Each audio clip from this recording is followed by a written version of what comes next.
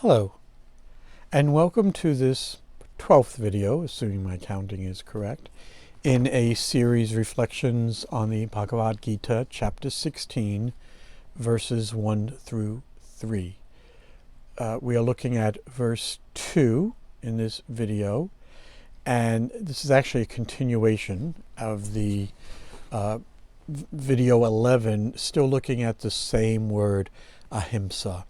So I'm going to pick up right there, but as always, and take a look at either the introductory video or any of the videos before this, we always start with a kind of break of the previous activity. In this case, I actually am doing video 11 and 12 together because it's the same word and we're just looking at different parts of it.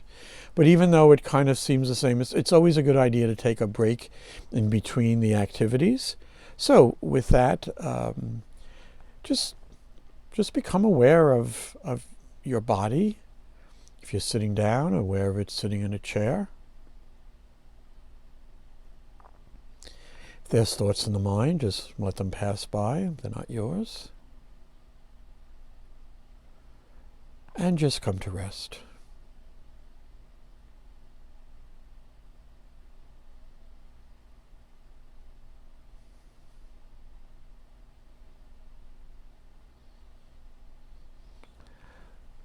Good.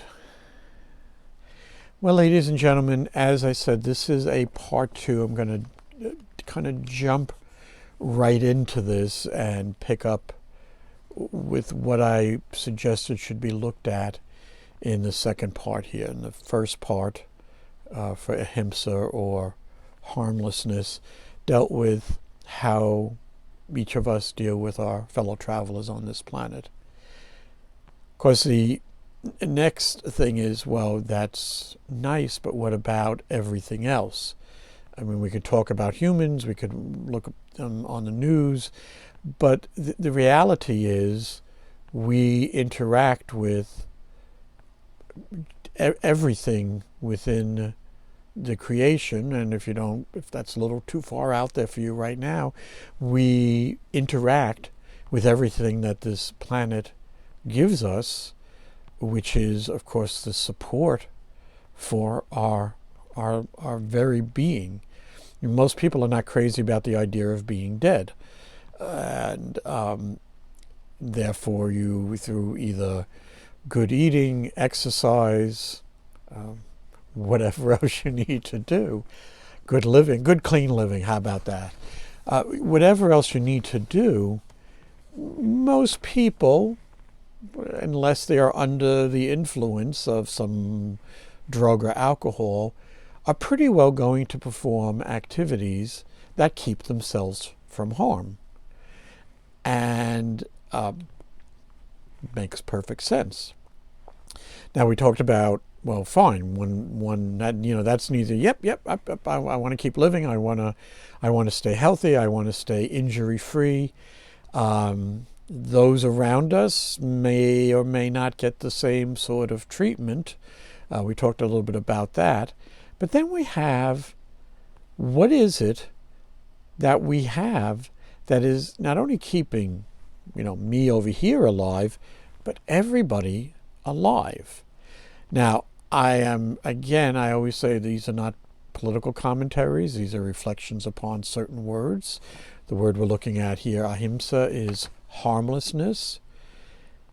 And after we've spent, I think we spent almost an hour in the last video on relationships of me as one human to you as another human, what else is there? Well, we have the animals, we have the plants, we have the water, we have the heat from the sun, we have the entire earth and whatever it needs to do to keep animals and plants and fish going.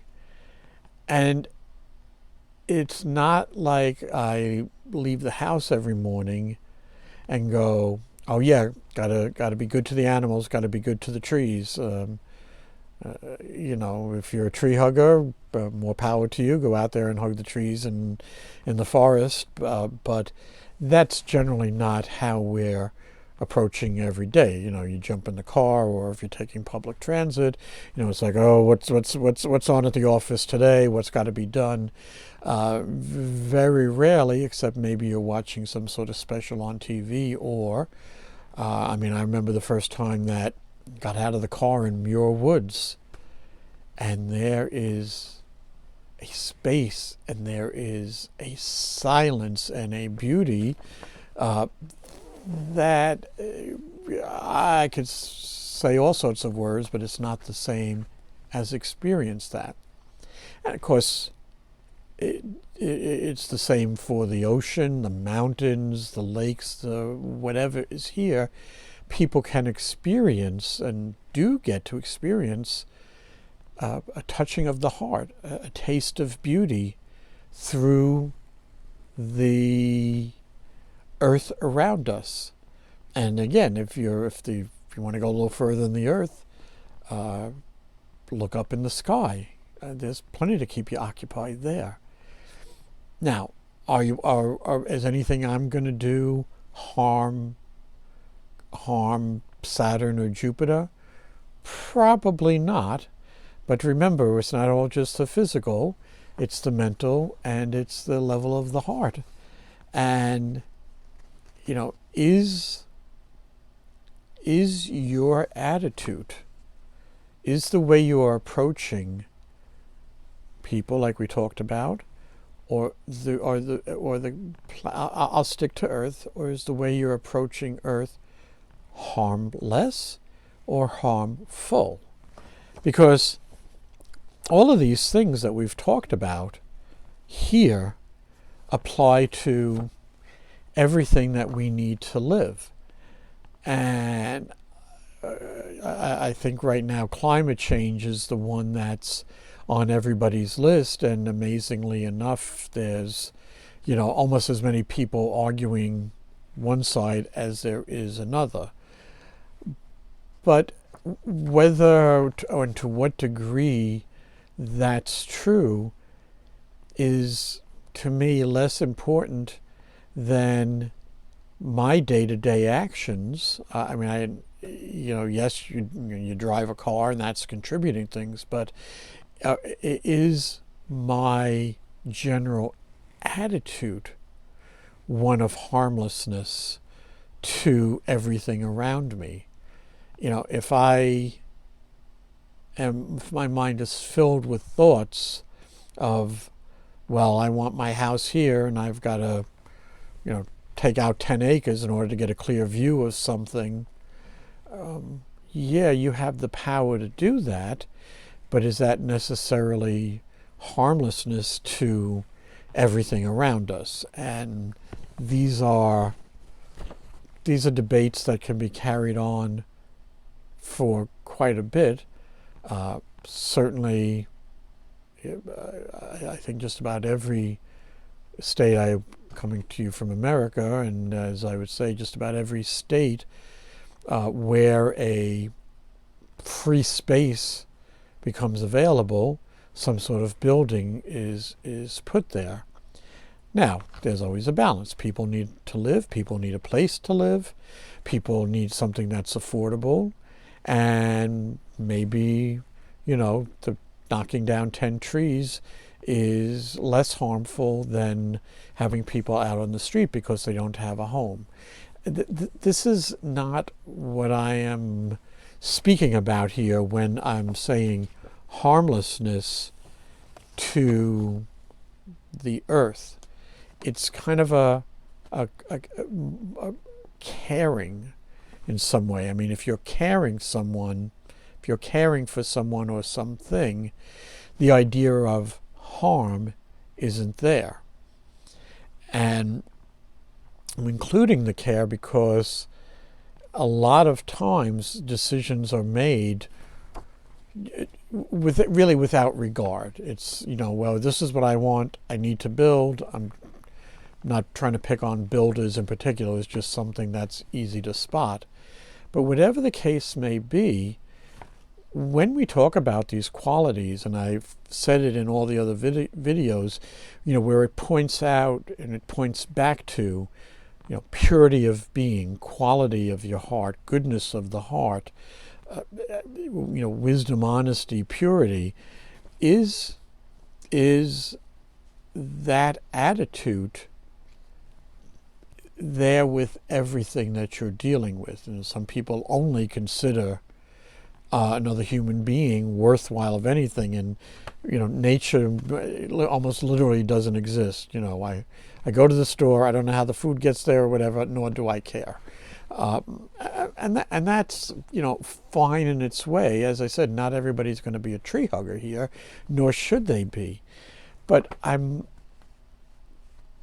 in regard to not only not doing violence to human beings, but not doing violence to the very planet that we need to stay in good shape so that we live. And it's kind of an odd mental block that we have, that under most circumstances, if somebody came up to you and said, well, we're going to take all the oxygen out of your house. In fact, we're going to take all the air out of your house. I don't know which parts you need to actually breathe.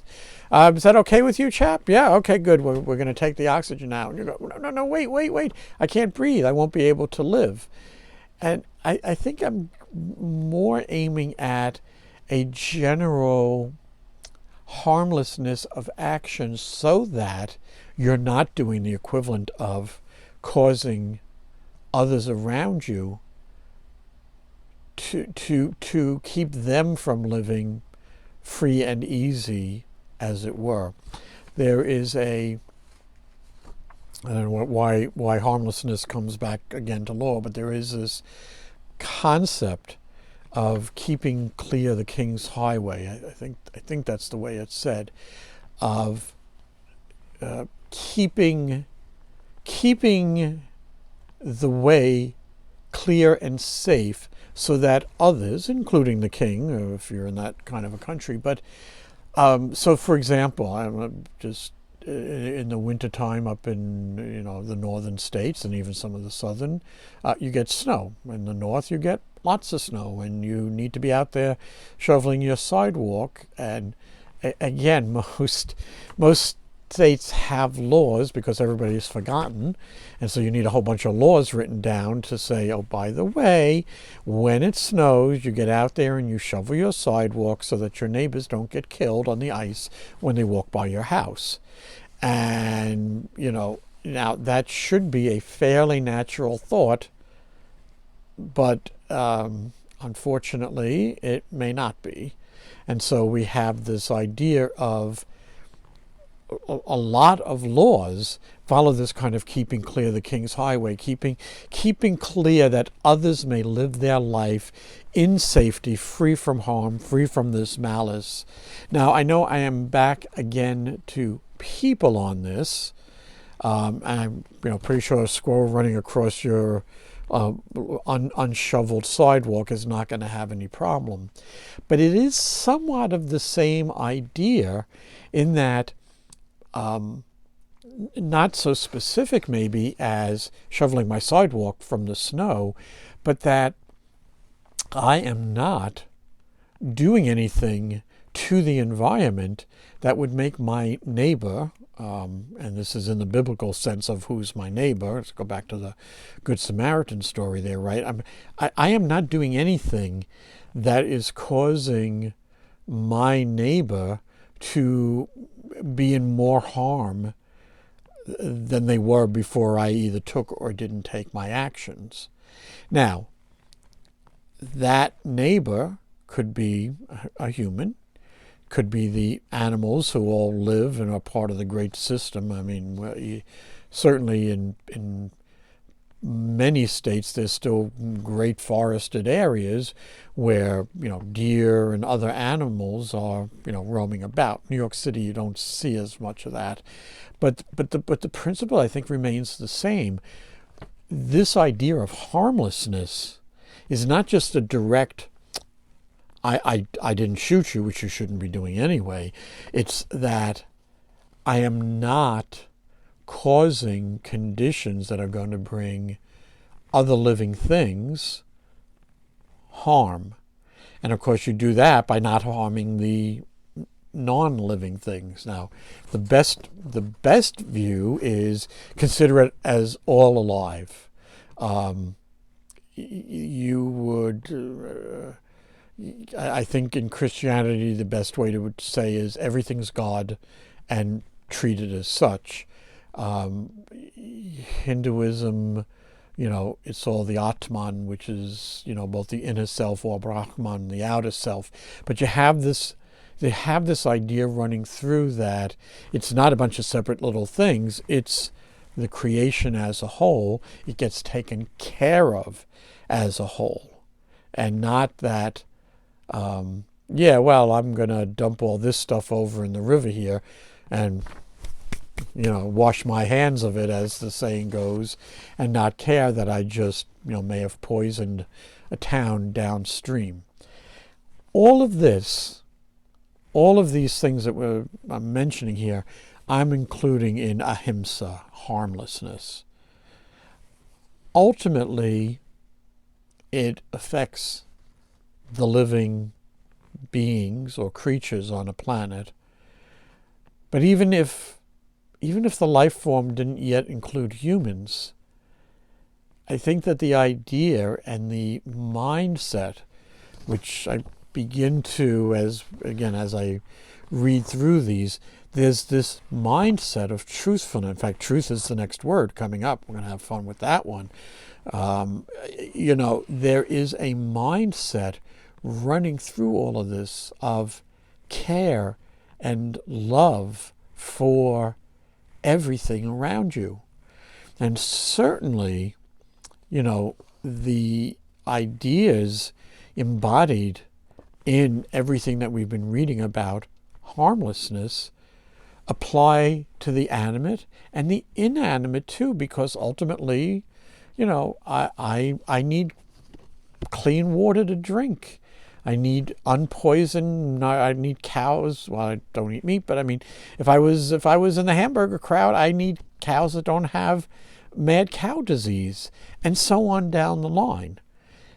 The planet can support who we have. It's just that the amount of harm we inflict makes it more difficult to keep the balance there.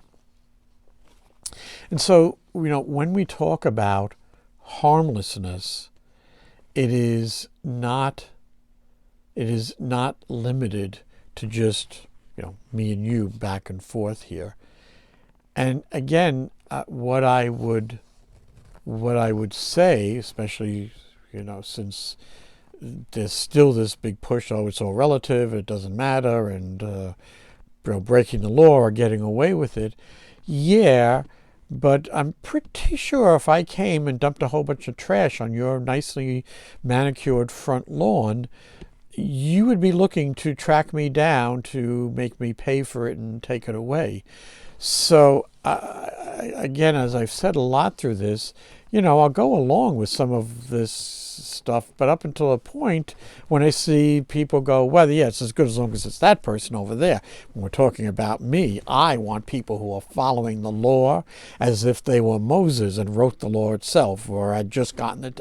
Whatever this is, you are always. It's kind of the funny thing about us. We want. That's you in television land or video land there, right? We want everybody else to treat us as if we were the king or the queen. And yet, when it's flipped around, when I say harmlessness means, taking care of the creation as a whole, I'm not quite on board with that now. And it's a funny thing. This is why I keep saying we're all such big liars. We say one thing when we do another, and we want everything to go a third way. But harmlessness is harmlessness through and through. It means it's a real care for everyone and everything in the creation. Now, everybody does that in a different way. And that I am in no means suggesting, that we all join the Peace Corps and go over to Africa or, Now, that may be your calling. It may well be. I mean, God bless the people who go over and either tend to animals who are injured in oil spills or villages. I mean, whole groups of villages that people go over and through either donations or some other means get water for the villages and down the line.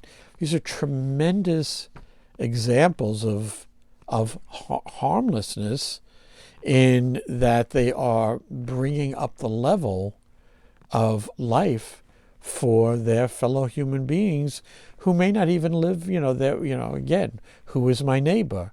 Your neighbor may be in Africa and may need that care. I don't know. That's up to you. That's why they're said to be a calling. But it also doesn't have to be that extreme. The harmlessness, the absence of mischief, the absence of hurt, the absence of malice, the absence of abuse, that's within, you don't have to go anywhere. That's in immediate grasp of each one of us. You don't have to consult the I Ching. You don't have to roll the lucky dice. Every single one of us is able to care for some portion of the creation. And especially, and I'm going to come back to us males here, especially your loved ones. That's what we're here for. That's so you can practice love, okay? And you have the chance with whoever you're with, whether it's married, not married, whatever, whoever, whatever, there's a chance to practice care and love with another human being.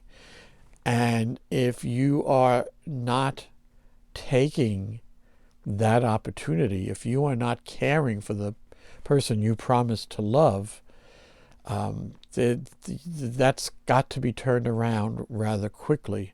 Because if in the best case, in the person that you most love, if you are somehow or another have lost that ability, and in fact not only lost the ability to be harmless, but are actually being harmful, it's a state that needs to be corrected as quick as possible. Because if in the best of circumstances you're not able to be harmless, I can assure you from my own experience that you are not going to be harmless to everybody around you. So the harmlessness is from within. It needs to be practiced with those who are closest to you, who have to bear the brunt of all of your stuff, okay? But then remember, that's not the whole of the story. There's everybody you interact with, and there is the planet as a whole, and there is the universe as a whole. All need your care and attention. And the more care that's brought, the less harm there is. The less harm there is, things start to calm down a little bit. And all of us can breathe a little bit easier knowing that the guy in the car next to me is not going to pull out a gun and shoot me just because they got pissed off at my right turn. They don't have the strength of mind not to be carried away. We did control of the senses a few videos ago. All of these qualities are related. They all are pointing to ways to live that make our life and the lives of those around a joy to live. And so for those around us, they become less fearful. They become more truthful. they become more controlled. You're not bouncing off the walls and causing other people to bounce off the walls. And certainly, certainly the idea of not bringing harm, and in fact, harmlessness, the way we're talking about it with the not harming, I'm saying, just on reflection, make it even stronger for that than that. Make it not only not harming, but caring and improving and loving and raising the level. Let your neighbors be able to walk through your sidewalk in the snow. Let the animals have a sporting chance, as it were. If there's stuff that has to be disposed of, let's not just dump it in somebody else's place and say, well, it solves my problem. Your problem is the world's problem. It's all connected. And so the quicker that we get to acting without harm, the quicker that the level of all of us can be raised. It would be a wonderful thing to take your child or you and a friend to go out and take a look at people actually caring for those around them, for the creation around them. So that in an hour and a half, counting the last video, that's, I think, the tip of the iceberg on harmlessness.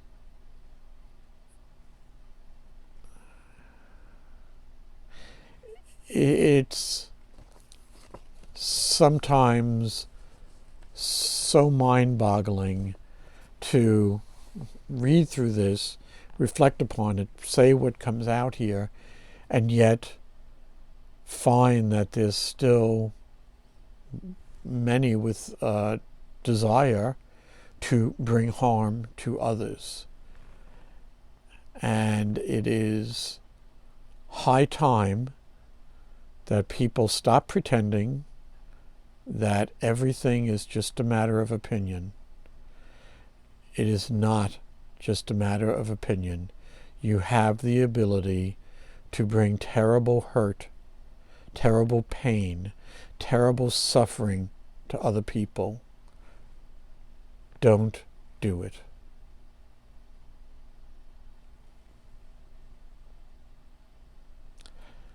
I think we'll stop right there. I think probably anybody who's come this far in these videos, maybe you guys would like to reflect for a while I do this. And we'll be back for the part 2, and we'll see what's happened. And even though I believe that there's probably still more that can be said about this, I think we're going to leave this at the 2 videos, and we are going to be moving on to truth. Okay, we'll be back in a few minutes.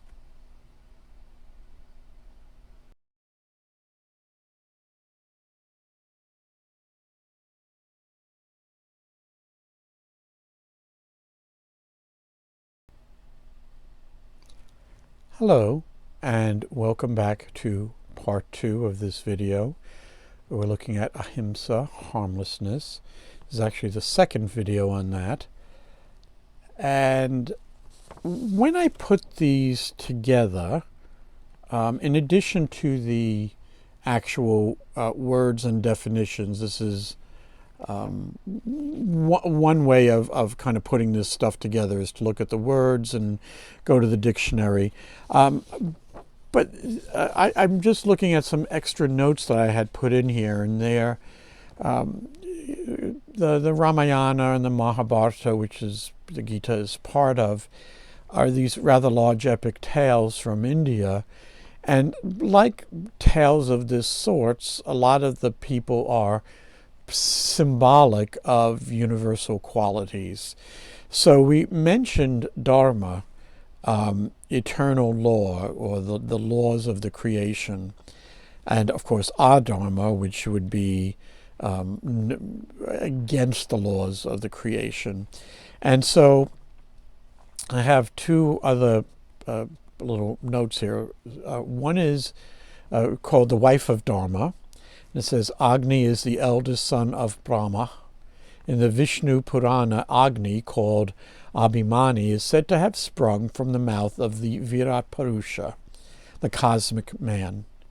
In another version, Agni emerged from the ritual fire produced by the wife of Dharma, eternal law, named Vasubharya, literally daughter of the light.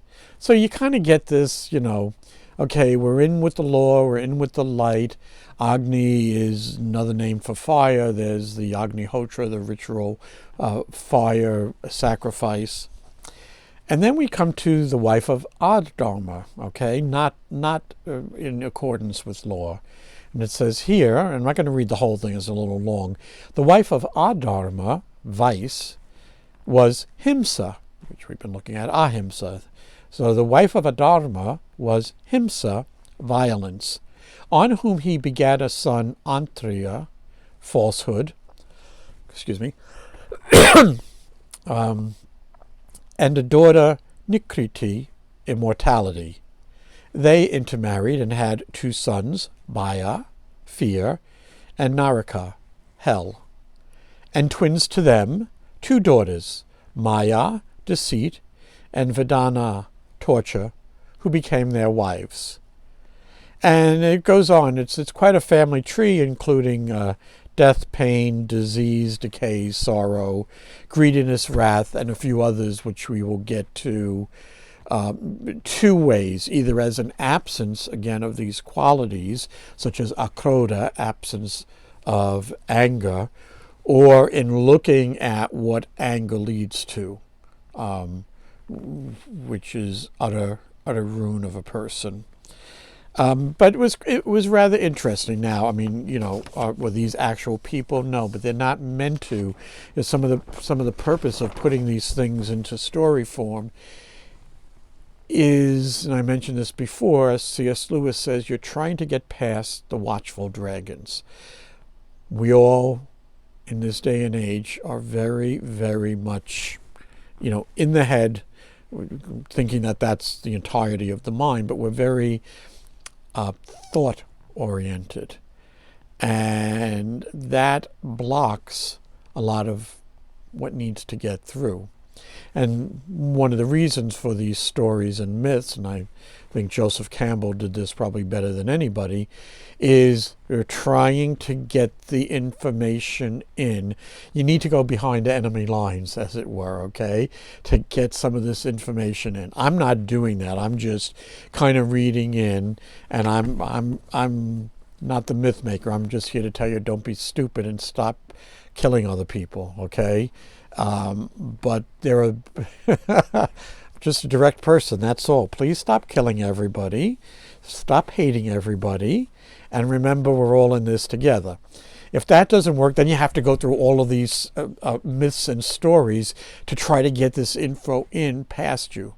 Because, as we were talking about in some of this stuff, I always like waving the papers here so I'm reading off of these.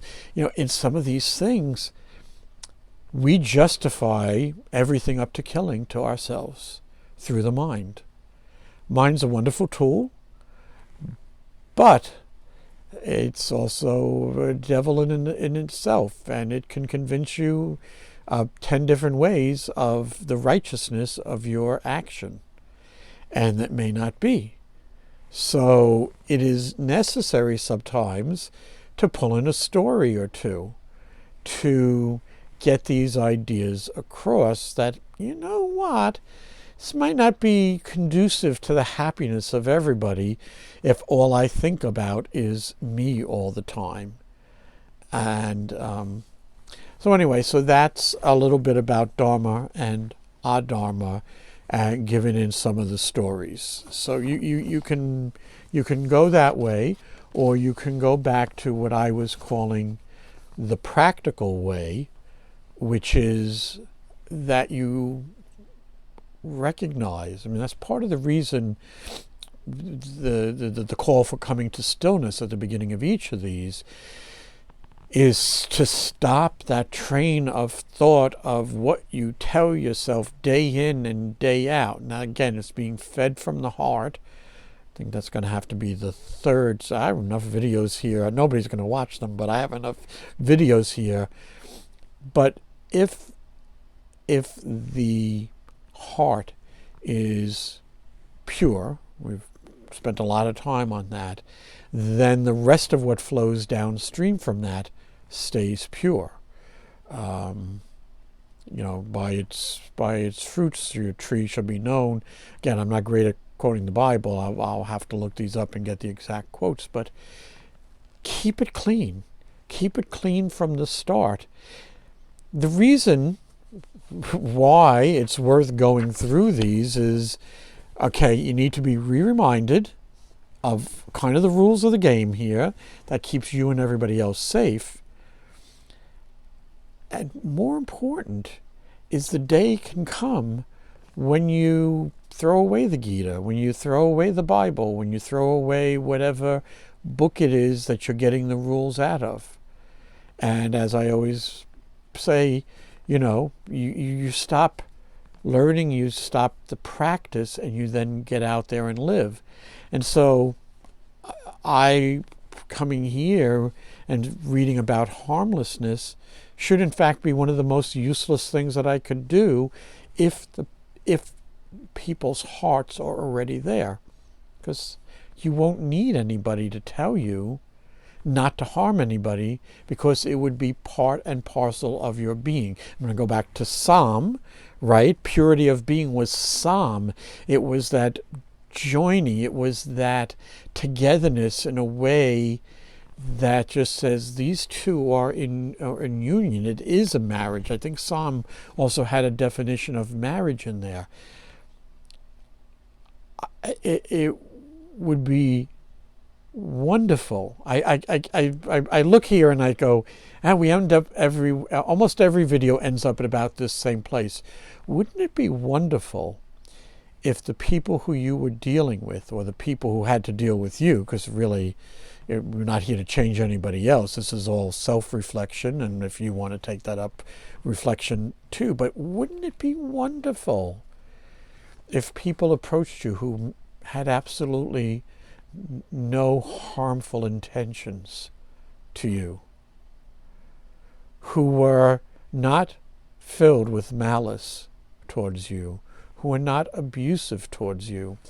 And if we ever get a viewer or two, and the comments are, what if I would, if somebody says, nope, I want somebody to abuse me all the time. I want somebody to be dishonest to me all the time.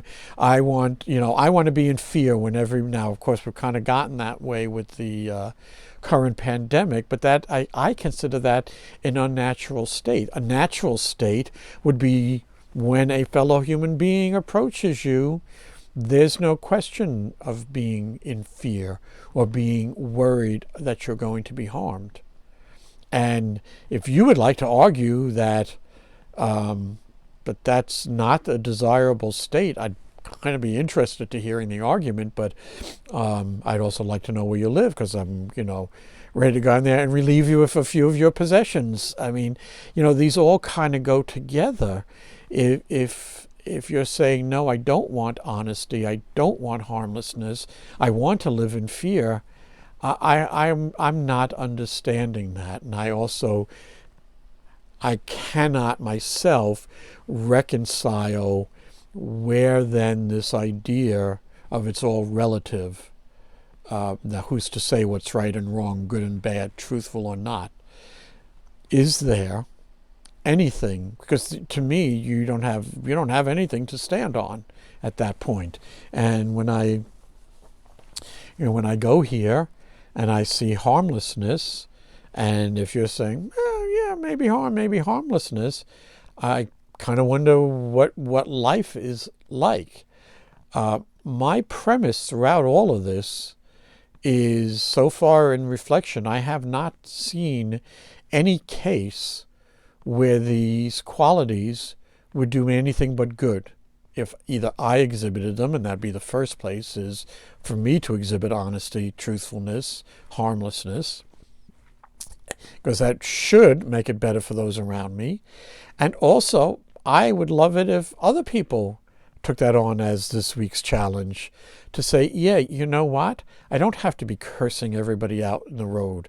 I don't have to be, again, this is more for anger as the starting point, but I don't have to be hateful and have malice. We're going to come back to it. There's a whole bunch of words around this malice and malevolent but in general, this all revolves around the idea of really, if I had my chance, I'd bring some pretty big harm to these people, not realizing, of course, your mental, your verbal is harmful in and of itself. It's not just beating people up. It's not just stealing from them. It's not just killing from them. There's a certain degree of harm and malice that we're all carrying around and rather imposing on our fellow human beings. And of course, again, as I was going in the first part of this, that spills out into how we treat the planet we live on and the creation as a whole. So I think with that, I think a bunch of points got made here. Again, people agree, disagree. That's their prerogative. Although I certainly would be extremely puzzled by the people who disagreed about harmlessness. But we'll leave it at that for now. And we'll close up, and we'll say 2 videos is enough on harmlessness. And we'll pick up next with Satyam, truth. Okay?